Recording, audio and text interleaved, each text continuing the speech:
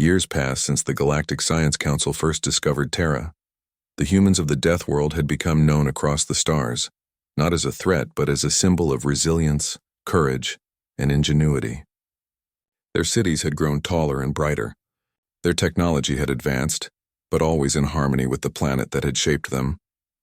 Dr. Velnar, now aged but still sharp, looked down from the observation deck of Terra's tallest tower. The wind whipped around him, carrying the scent of rain, flowers, and the ever-present tang of electricity from the storms. He had spent decades studying other species, yet none had impressed him as much as these humans. Before him stretched a sprawling city, built on the edge of a valley, with bridges spanning rivers of crystal-clear water. Children played in the streets. Vehicles glided through the sky. Everywhere life was vibrant, persistent, and full of purpose. He turned to Karel, who had accompanied him on countless trips to Terra. "You understand now, don't you?" Velnar asked. Karel's antennae twitched. "I do. Humans, they are unlike any species I have encountered. They turn hardship into growth. They turn danger into opportunity."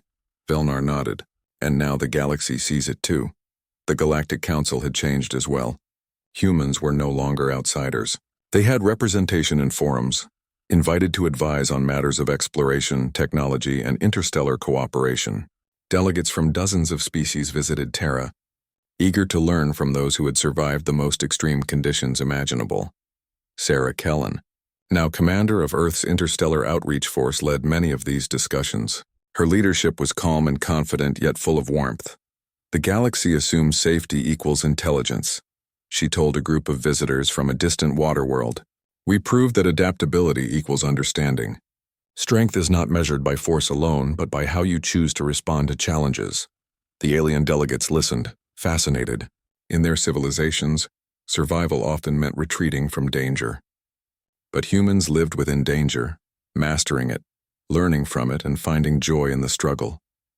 Dr. Velnar recorded in his journal, "Humans teach through example. Their choices, their resilience, and their capacity for joy in adversity define their strength more than any weapon or machine ever could." One day, a young human scientist named Lyra invited Dr. Velnar to the edge of the planet's largest volcano. The heat waves rippled the air and sulfur filled the wind. Other species would have avoided the area entirely. But Lyra moved confidently, setting up instruments to study geothermal energy. "Why here?" Velnar asked, shading his eyes from the heat. Lyra smiled. "The planet gives us energy if we're willing to take a risk. That's all. We respect it, we study it, and we use it wisely. This volcano could destroy us, but it also lights our homes."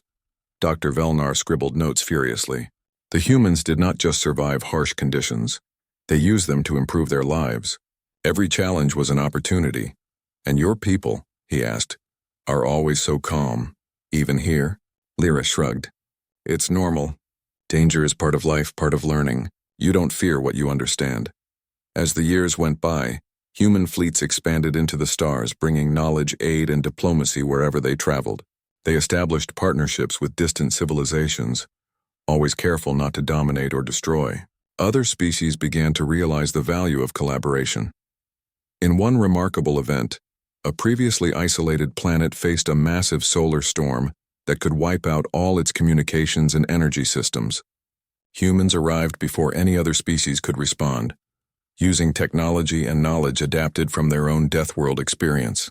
They repaired the systems and left quietly, without expectation of reward. Dr. Velnar watched the reports from the Council. "The galaxy has begun to learn that humans are not invaders. They are allies," he said. "But more than that, they are guides, showing what it means to face life with courage." Even species that once feared humanity began to study them carefully, adopting some of their methods in survival, education, and problem-solving.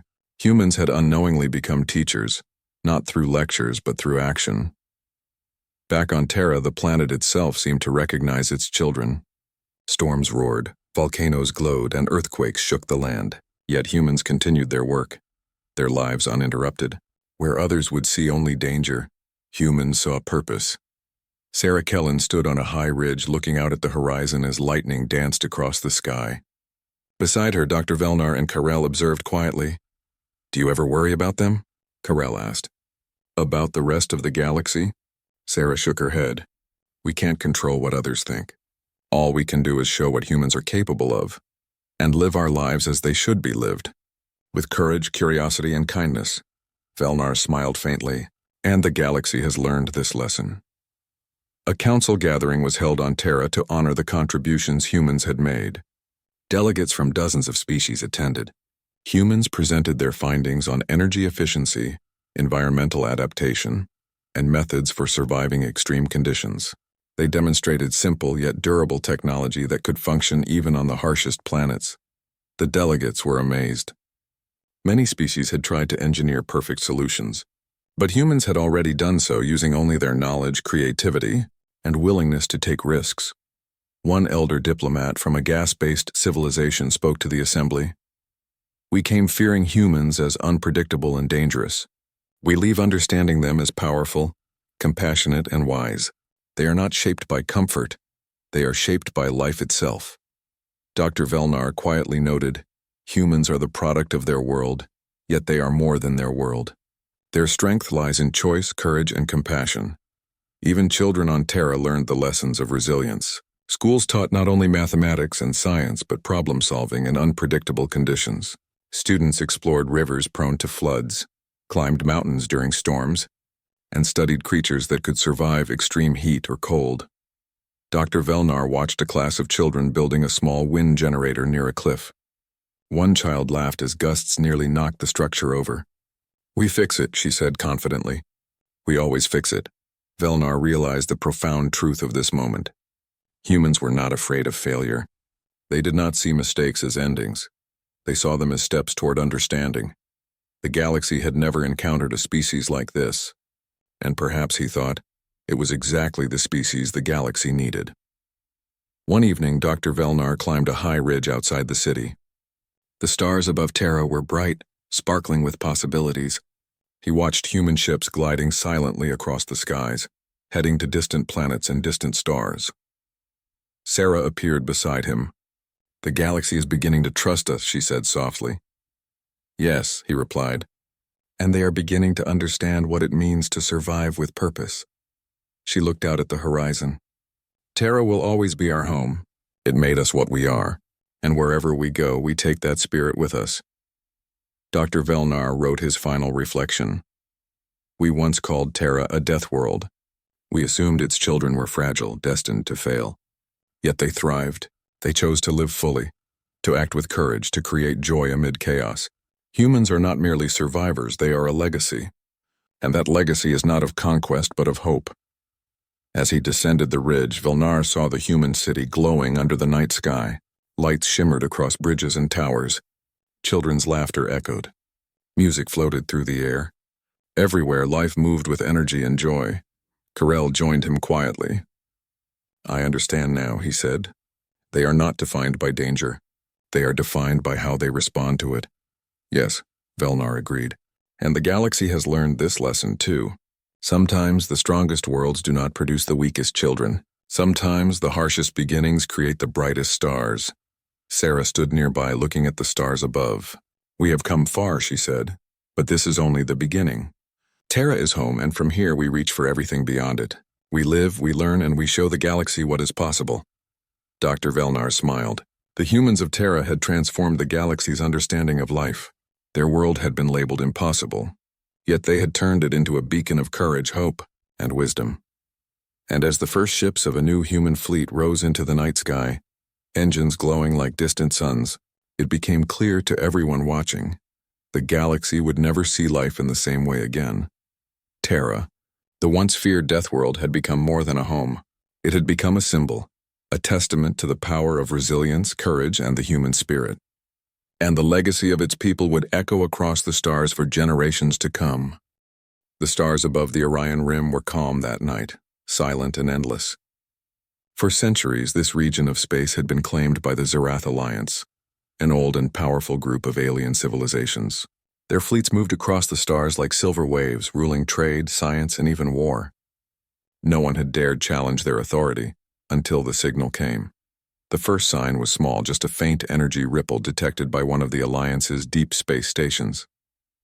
Commander Tirak Valon, a tall insectoid officer of the Zerath, watched the readings flicker across his console. The pattern was strange, too structured to be a natural anomaly, but too chaotic to be a known ship signature. "Report," he ordered, his mandibles clicking in curiosity. Lieutenant Sarin, a smooth-scaled reptilian, turned from his console. "Sir, the signal is repeating every 6 minutes. It's broadcasting on an unknown frequency." "Unknown?" Tarak frowned. "Every species in this quadrant uses the Alliance grid. This must be an outsider." Sarin hesitated. "If it is, then they are using power levels far beyond our standard transmission limits. It's strong enough to reach half the sector." Tarak leaned closer to the screen. The signal was a pulse, steady, rhythmic, and emotional. It wasn't mechanical. It felt like something alive, something trying to be heard. He ordered the crew to triangulate the source. The coordinates led them to a dark region of uncharted space near the Persean Abyss, a place no Zerath ship had visited in centuries. "Send a scout vessel," he said finally. "We'll see who dares to call from the void." 2 days later, the scout ship Zerathian Watcher entered the dark zone. The space here was strange, filled with drifting dust clouds and metallic fragments. Old wrecks floated silently, ships from forgotten wars. The Watcher's sensors picked up the source of the signal ahead, buried deep in a debris field. "Visual contact," the pilot announced. "It's massive." On the screen, the crew saw a gigantic shape, half hidden behind broken asteroids. It was gray and angular, built not with the elegance of Zerath ships but with raw power and brutal simplicity. It looked ancient and yet somehow alive. Along its hull, faded letters could still be seen. UNS Titan 01 on the Watcher recognized the language. "What species built this?" one engineer whispered. The scanners tried to read its structure, but the readings came back impossible. Hull density beyond measurable range. Power core still faintly active, heat traces within. "This ship should be dead," the pilot said softly, "but it's not." Suddenly the comm system flickered to life. A voice, rough and human, echoed through the bridge. "This is the United Nations ship Titan. If anyone can hear this, humanity endures." Every alien on the bridge froze. The voice carried something no Zerath could fully understand: defiance. The report reached the Zerath High Command within hours. The Council assembled in the capital world of Velrath Prime, their vast hall filled with dozens of alien species. The recording was played before them. The deep human voice boomed across the chamber. "Humanity endures." The phrase became a whisper among the council members. Who were these humans? No records existed of them in the galactic archives. No known trade, no colonies, no alliances. It was as if they came from nowhere. High Counselor Veer Talon, a being of pure light, spoke. "If this ship is real, we must learn its origin. A vessel of such power could change the balance of the galaxy." Others disagreed. "If this species is still alive, they could be dangerous," warned another. "The ship's energy readings are terrifying." Veer Talon turned to the military branch. "Send a fleet to investigate. Retrieve the ship if possible. Destroy it if necessary." The Zerathian Third Fleet departed within the day, 15 warships, sleek and shining, armed with plasma cannons and quantum torpedoes. Their destination, the Persean Abyss. Among them was Captain Liren Sal, a young but brilliant strategist from the aquatic Thalen species. She studied the data on the mysterious ship as her cruiser, the Starlance, cut through space. "Humanity endures," she murmured to herself. Strange words, so proud. Her first officer, a mechanical being known as Unit 4K, turned its glowing eyes toward her. Perhaps they were a warlike species. "The ship's design suggests heavy weaponry. Or perhaps," Loren said softly, "they built it because they were afraid." When the fleet arrived, the Titan was still drifting among the ruins. It looked like a sleeping beast, silent and unbothered by the presence of the alien armada surrounding it. The Zerath fleet began scanning and preparing boarding drones.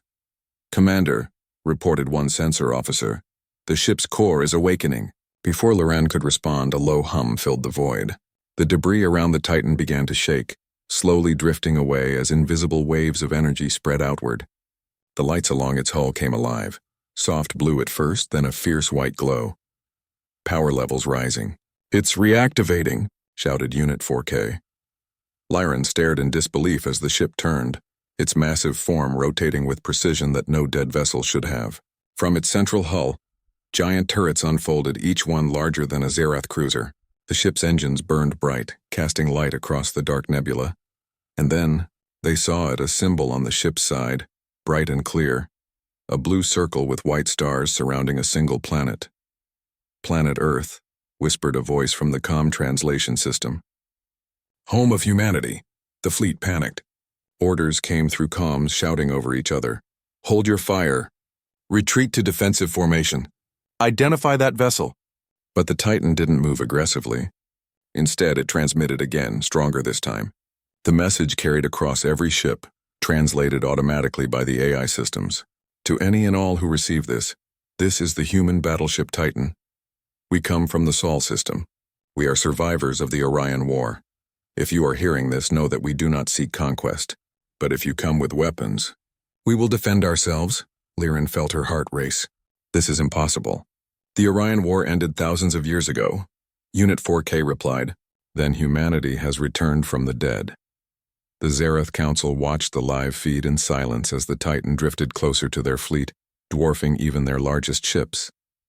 Its armor was scarred but unbroken, its design ugly yet majestic. A creation of purpose, not vanity. Impossible, whispered Veer Talon. No known species could build something of that scale with such raw materials. It's like a fortress made to fight gods. On the screen, the Titan's main weapon array activated, charging faintly. The Zerath ships responded, raising shields. Captain Liren Sal, came a voice through the comms. It was deep, steady, and unmistakably human. We detect your fleet's weapon systems online. Stand down. We mean no harm. Liren swallowed hard. This is Captain Liren Sal of the Zerathian Alliance. We did not know your kind existed, the voice paused. Most don't, but we remember you. The Zerath were once our allies long ago, before the silence. The silence? She asked. You'll understand soon, the voice said quietly. Tell your leaders humanity has returned to the stars. As the transmission ended, the Titan's engines roared to life. In one blinding flash, it vanished into hyperspace, leaving behind only ripples of energy and stunned silence among the alien fleet. Every officer aboard the Zerath ships looked at one another, struggling to find words. None could believe what they had witnessed. A species thought extinct had just appeared from the darkness, with a ship so powerful it could rewrite galactic history. Captain Liren stared at the empty stars where the Titan had been. Humanity, she whispered. What are you planning? The grand chamber of the Zerath Alliance High Council was silent. Holograms of the fleet's recordings played in the air above them. The Titan, glowing like a small moon, its vast turrets folded and ready, its voice calm but full of quiet power. High Counselor Veer Talon stared at the footage for a long moment before speaking.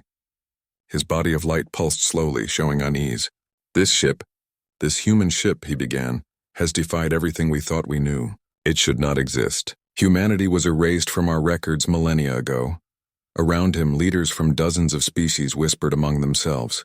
The Thalan, the Karn, the Rohlek, and many others, all powerful in their own right, had ruled the galaxy for ages without question. But now something ancient had returned from the void. Admiral Corven, a broad-shouldered reptilian officer with scales like steel, spoke next. We must assume this Titan is not alone. No single vessel could survive for thousands of years. If they built one, they built more. A small amphibian diplomat croaked nervously. And if they built more, then we could be facing a lost superpower. The room filled with worried murmurs. The word superpower echoed again and again. For the first time in centuries, the proud Zerath Alliance felt small. Captain Liren Sal stood before the council as the fleet's representative. Her report had been precise. Every detail, every reading, every word the Titan's crew had spoken. Yet even she struggled to believe it. High Counselors, she said, bowing respectfully. The ship's energy core is unlike anything in our databases. Its power output is 100 times greater than any Alliance dreadnought. And the technology, it's simple but perfect, efficient, there's no wasted design. Meaning? Asked Veer Talon. Meaning, Liren replied softly. They built it for one purpose. War. The word hung heavy in the air. The aliens exchanged uneasy glances. For a civilization as advanced as theirs, war had long been rare. Skirmishes perhaps, but not total war. The last great conflict had ended before most of their species had even evolved. "What do we know about humanity?" asked Counselor Veer. "Who were they?" Historian Ilar Ven, a small insectoid scholar, stepped forward, his thin voice trembling with excitement. "Our archives contain little, but some fragments remain. Records from the first expansion era mention a species from the Sol system, humans. They were new to space travel then, but extremely determined." He activated a hologram showing old, faded data entries, grainy images of humans in armor, of ships that looked primitive by modern standards. "They expanded fast," Ilar continued. "Too fast. Their colonies spread across sectors, and they built weapons that frightened even their allies. Some called them reckless, others called them unstoppable." "What happened to them?" asked Liren. Ilar hesitated. "They vanished. The old texts mentioned something called the Silence. After that, there were no more records. The council debated for hours. Some demanded that the humans be found and contacted peacefully. Others warned that the humans might be dangerous, carrying ancient grudges or forgotten wars." Admiral Kor slammed his clawed fist on the table. "Peace, you saw that ship. One volley from its cannons could erase a fleet. If humanity has returned, we must prepare for war." Liren looked at him calmly. "Perhaps they only returned because something forced them to." Their message didn't sound like a threat. Veer Talon turned toward her. "Captain Sal, your instincts are strong, but the galaxy cannot rely on hope. If humanity has survived all this time, we must understand how and why." He raised a glowing hand. "I authorize a covert expedition. You will lead it, Captain Sal. Find out where the humans are, what they want, and how many of them still exist." Liren bowed slightly. "As you command. Far away, beyond the rim of the Alliance's borders, in the dark between galaxies." The Titan traveled silently through hyperspace. Inside the ship, humans were alive. Commander Elias Ward stood on the bridge, watching the endless tunnel of light outside. His crew, just 50 men and women, worked quietly around him. Their uniforms were old, patched with repairs, but their eyes burned with purpose. "Status of the engines?" Elias asked. Lieutenant Rhea Voss, a young engineer with sharp eyes, replied, "Stable, sir. We've recharged 78% of the main reactor, but our communication systems are still weak. The transmission reached them, but we can't stay hidden for long." Elias nodded. "That's fine. They needed to know we're here." He turned to the massive window at the front of the bridge. The reflection of Earth's flag glowed faintly behind him, a symbol that had not been seen in the galaxy for thousands of years. "How long has it been since we last made contact?" he asked quietly. 3,210 years, sir," Rhea said. "According to our logs." Elias smiled sadly. 3,000 years, and the galaxy forgot us." Back on Velrath Prime, Larensal prepared for her mission. Her new ship, the Aurora's Edge, was smaller than the Titan but built for stealth. It could slip between sensor grids and scan systems without being seen. Before departure, Veer Talon met her privately. "Captain Sal," he said, his glowing form dimmer than usual. "There's something you should know."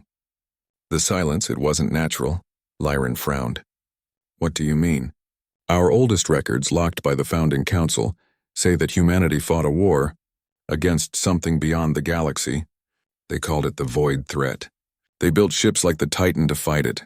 Liren felt a chill. "So humanity didn't vanish, they were defending us?" Veer Talon's voice softened. "Perhaps. Or perhaps they failed. Either way, if they have returned, then maybe. The threat has returned too." The Aurora's Edge launched into the stars, its engines whispering against the void. Liren's crew was small, 30 specialists, including her loyal android officer, Unit 4K. Their destination, the region where the Titan had vanished. As they traveled, the crew discussed the humans in hushed tones. Some were curious. Others were afraid. One young pilot said, "What if they're like legends say, monsters of war?" Liren shook her head. "No, I saw their ship. It was powerful, yes, but not angry. There was sorrow in their voice. Whatever they endured, it cost them dearly." Unit 4K turned its metal head. "Emotions are not efficient, Captain." "Maybe not," she replied, "but they make us who we are." Days passed. The Aurora reached the outer edge of known space. The stars here were faint and the silence was heavy. Then, one night, the sensors detected something. Faint energy traces matching the Titan's signature. "Captain," Unit 4K said, "I have a match." "Coordinates locked." Liren leaned forward. "Bring us closer." Through the thick darkness, they saw it. Another ship, smaller than the Titan, drifting lifelessly among broken rocks. Its hull bore the same markings, UNS Valiant. The crew gasped. Another human battleship. They scanned it, but there were no life signs. Just cold metal and silence. Liren ordered a drone inside. The interior was in ruins, walls blackened, corridors twisted by fire. But then, deep within the ship, the drone's camera found something, a recording. "Play it," Liren ordered. The hologram came to life, showing a human officer, his face tired but proud. His voice cracked, but his words were clear. "If anyone finds this..." We held the line as long as we could. "The void is spreading. We can't stop it, but maybe Titan can. Humanity endures." The hologram flickered and ended. The bridge was silent. Every alien aboard the Aurora felt a strange emotion. Respect. Unit 4K spoke first. "Captain, what is the void?" Liren's eyes darkened. "I don't know, but I think we're about to find out." Back in hyperspace, Commander Elias Ward stood before a glowing screen. The Titan's sensors had detected something massive moving in the dark. Something not made of matter or energy. A shadow among stars. "Sir," said Rhea softly, "it's the same pattern as before the collapse." Elias clenched his fists. "Then it's true. The void never died." He looked out the window toward the galaxy where the Zirath Alliance waited, unaware of the danger. "Then we have no choice," he said.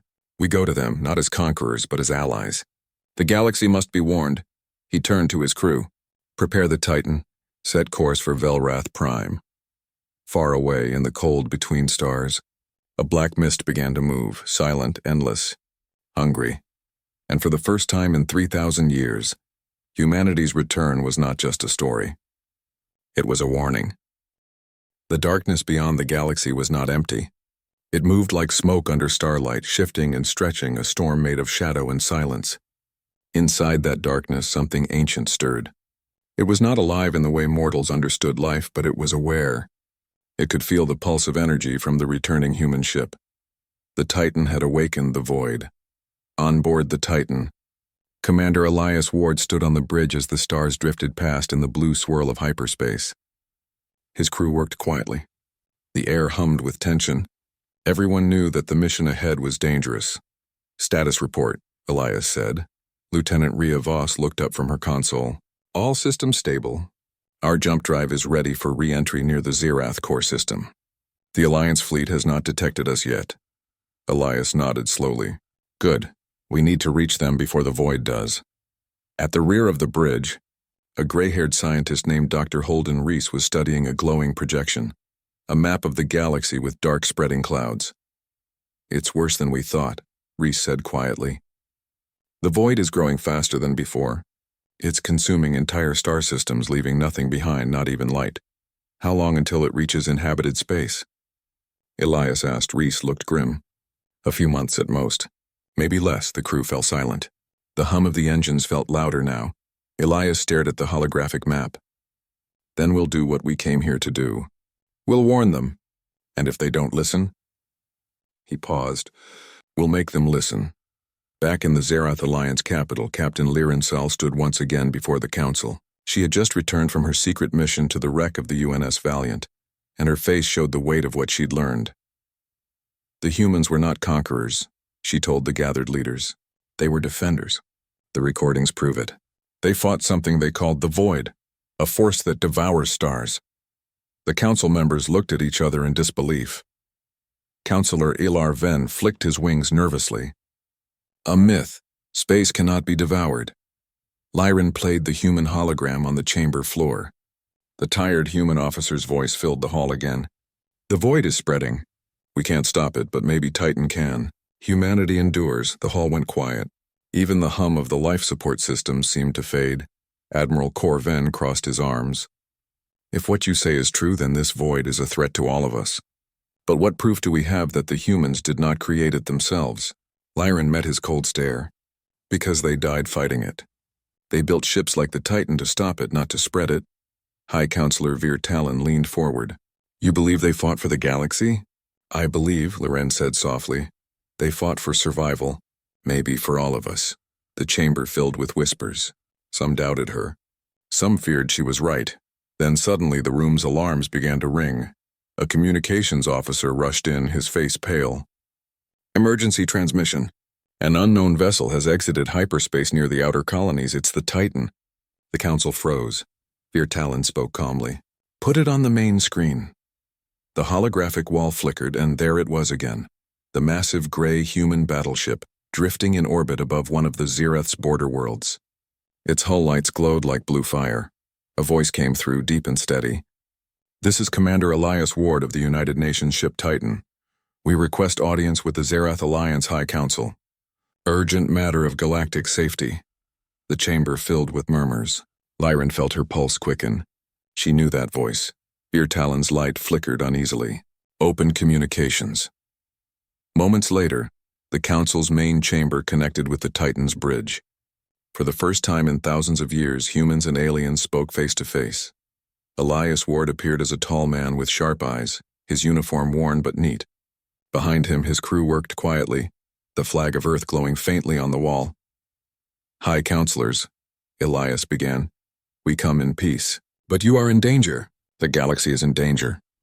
Talon's voice shimmered. "Commander Ward, the Alliance has many defenses." "What threat do you speak of?" Elias pointed to the map projected beside him. "We call it the Void. It's not an enemy fleet. It's not a weapon. It's a force, something that consumes energy, matter, and even thought. It destroyed our colonies.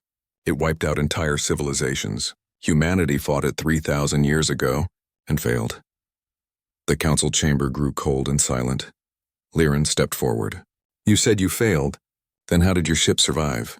Elias looked at her. His expression softened slightly. "The Titan was sent into deep space to find help. But by the time we returned, everyone we knew was gone." The words hit the aliens harder than any weapon could. A whole species fighting alone in the dark, forgotten by history. Admiral Kor leaned forward. "Why come back now?" Elias's voice hardened. "Because the Void has returned. It's spreading again, and it will reach your world soon. You have advanced technology, yes, but none of it will matter. It feeds on energy.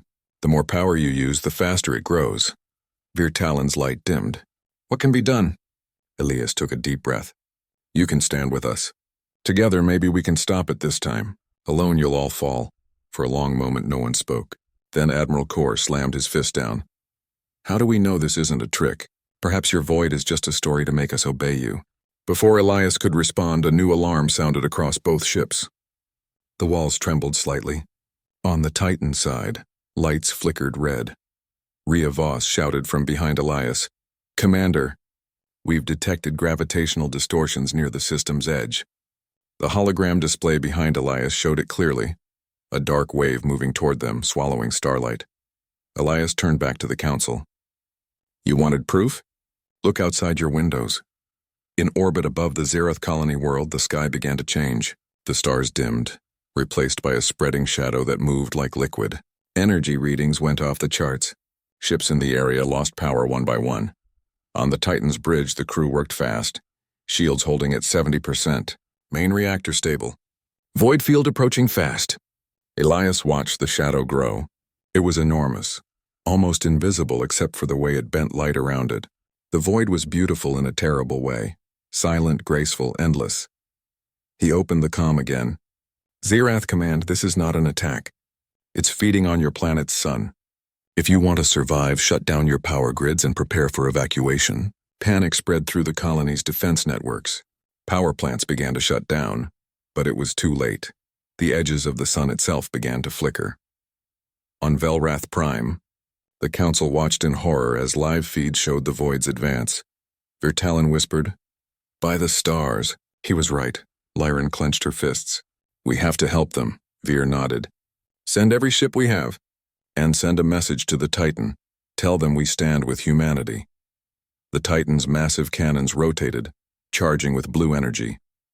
"Commander," Rhea said, "the main weapon is ready, but firing it might draw the Void closer." Elias gave a firm nod. "We don't have a choice." He turned toward the crew. "Fire the Nova Lance." The ship's front section opened like a flower, and a beam of white light erupted into space. Pure, blinding energy. It struck the center of the Void, cutting through the darkness. For a brief moment, the shadow screamed without sound. The stars brightened again. The Titan shook violently from the feedback. Sparks flew across the bridge. Target destabilized, Rhea shouted. It's retreating, Elias exhaled. Good. For now. The crew cheered quietly, exhausted but alive. Hours later, the Titan and the Zerath fleet floated side by side in orbit. The battle was over, for the moment. On Velrath Prime, the Council broadcast a message to every world. Humanity has returned. They are not our enemies. They are our allies. The void has awakened, and only together will we survive. That night, as the Titan orbited the silent world below, Elias stood alone at the window. He looked out at the stars, now peaceful again. Lirensal's message came through the comm. Commander Ward, the Council wishes to form an alliance. We will fight beside humanity. Elias smiled faintly. Then maybe this time we have a chance. He looked at the stars once more. They were no longer just points of light in the dark, they were a promise. Humanity endures, he whispered. The galaxy had changed in a matter of days. Where silence had reigned, now there was movement. The Zerath Alliance, once confident in its dominance, had begun a hurried campaign to unite against a threat they could barely understand. The humans, led by Commander Elias Ward and the Titan, were the catalysts of this sudden awakening. Captain Lirensal stood aboard the Aurora's edge, overseeing the coordination of fleets from dozens of alien species. The human crew of the Titan orbited nearby, their enormous ship casting a blue glow over the dark void. Are they ready? She asked, glancing at the comlink connecting her to the Titan. Yes, Elias replied. His voice was steady, calm, and certain. They just need direction. Humanity has a plan, but it requires cooperation. Lyran nodded. She had already seen the humans' discipline, their courage, and their ability to act decisively. Their words carried authority without arrogance. She understood why the Zerath Council had agreed to this alliance. In the council chamber of Velrath Prime, High Counselor Vir Talon addressed the assembly. Holograms of the void stretched across the walls, showing the massive shadows consuming star after star. The humans have returned for a reason, he said, his glowing form pulsing with emphasis. We cannot fight the void alone. They have survived its first onslaught. They know how to resist it. We must learn from them. Admiral Corven growled, his claws tapping against the table. And how do we trust them? They disappeared for thousands of years, and now they return and tell us to follow them. They returned to warn us, Loren said firmly. If they had wanted to conquer, the Titan alone could have done it. The humans are here to help, not dominate, the Council murmured. Slowly, doubt gave way to hope. For the first time in centuries, the Zerath Alliance had a clear purpose: survival. Back on the Titan, Elias walked among his crew. Lieutenant Rhea Voss and Dr. Holden Reese were preparing a detailed report on the void. Charts and maps filled the bridge's holographic displays. Every star system affected by the void follows a pattern, Rhea explained. It's like it's searching for something, some kind of energy signature. The larger the energy, the faster it moves. Which explains why it was drawn to your solar system, Reese added. The sun, the colonies, everything, it all feeds the void. Elias frowned. Then we need a strategy that doesn't just defend. We need to cut off its energy star by star. Rhea looked worried. That means we attack it directly. Elias nodded. Yes, but not with fleets alone. We need a coordinated strike, combining every ship we have with a tactic that prevents the void from consuming our worlds faster than we can react. The following days were a whirlwind. Ships of every species, Zerathian, Thalen, Rolek, and human, gathered at strategic points along the void's predicted path. Engineers, scientists, and tacticians worked tirelessly to combine alien and human technology. Lyrensal coordinated the fleets, learning to understand human strategy while teaching her own species officers to trust their allies. The Titan served as the command center, its massive sensors mapping the void in real time. It's beautiful, whispered a young pilot from the Zerath, like nothing I've ever seen. And terrifying, Lyran nodded. It's more than a force of destruction. It's a test of courage, intelligence, and unity. On board the Titan, Elias addressed the assembled commanders from every allied species. They stood around the central bridge looking up at the massive hologram of the void. The void is not alive in the way we understand life, Elias said. It does not think, it does not feel, but it reacts. Energy, light, even emotions, anything we emit draws its attention. Our first strike will need precision, coordination, and courage. Any mistake will cost us entire star systems, a Rolec officer growled. And what happens if we fail? Elias's gaze was steady. We don't fail. Humanity survived once before, and together, we will survive again. But this time we are not alone. The words rippled through the room. Every commander from every species felt a spark of hope. The day of the first coordinated strike arrived. The void was spreading faster than ever, reaching the edge of several colonies. The fleets took their positions, each ship reflecting in the Titan's massive sensors. Alliance Command, all fleets in position. Elias called. Ready, came replies from every corner of space. Then we begin, Elias said, his hand hovering over the launch control. The Titan fired the first wave of energy probes, massive projectiles designed to disrupt the void structure. Each probe emitted a unique frequency of energy, specifically calculated to slow its advance. The void responded immediately. Shadows twisted and writhed, moving faster toward the probes. Energy arcs sparked along its surface as it attempted to absorb them. Steady, Elias shouted. Continue the sequence.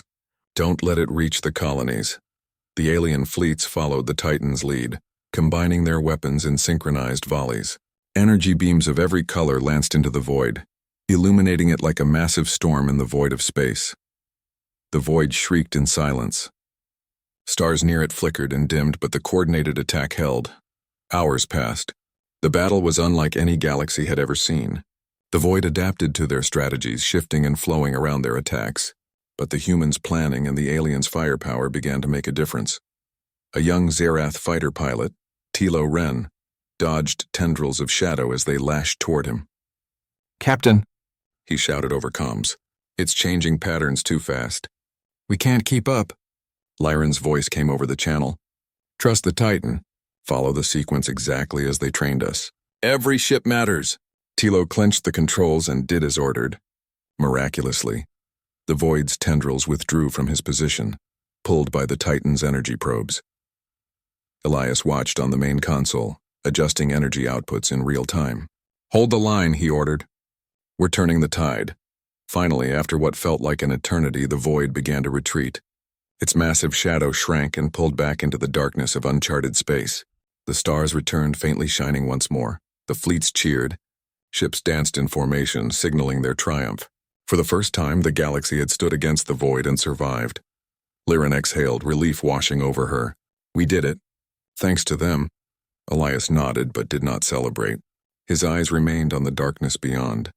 This was only the beginning. The void will return stronger, more cunning. We must be ready. Humanity endured once. We will endure again.